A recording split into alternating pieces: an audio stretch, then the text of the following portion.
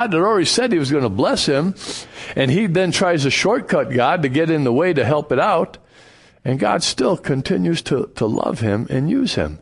You're a child of the King if you've asked Jesus Christ to be your Lord and Savior.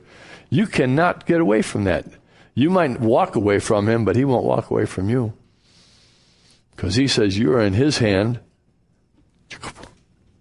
and then he says you're in the Father's hand. The Father puts his hands over the Son's hands, and your hand's in the middle, and that's like a vice grip,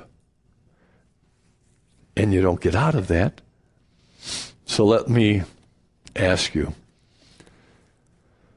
are you like Jacob when you went to sleep? When he went to sleep, he was unaware of God's presence. Are you unaware of God's presence in your life right now? Have you been unaware of God in your daily activities? He was unaware. Paul says, to wake up, you sleeping giant. And he's talking to the church, because the church, they were unaware that God's presence was there. When Jacob woke up, he realized God's presence. He dedicated himself to the Lord that morning. He claimed the promises, and he worships God. He wasn't making a bargain. Grab that. He wasn't making a bargain with God. What he was doing was affirming his faith in God. He wasn't trying to bargain. God, if you do this for me, I'll walk with you.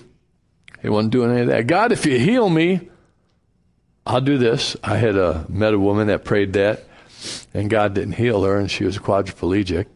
And then in the midst of being in the iron lung, this woman who was a singer in nightclubs and that in Chicago, came to know the Lord.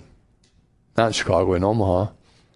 In the midst of everything that she was going through. And then she began to sing in the iron lung in the hospital, at Mercy Hospital in Omaha.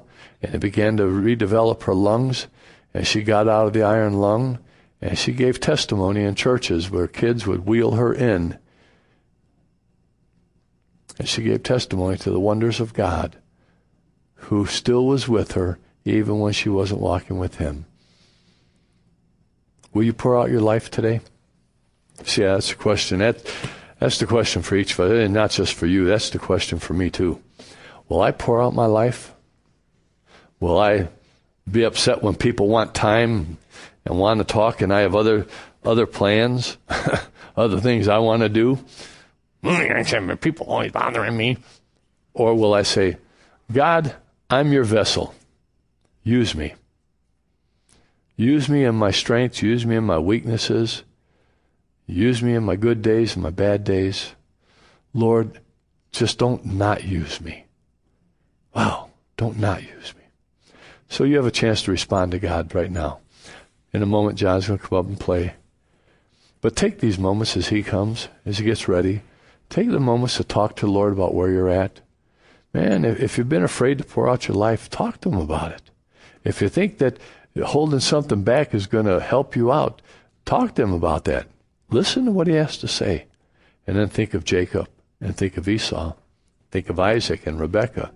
Boy, it'll help us to get a picture of our lives. Will you do that?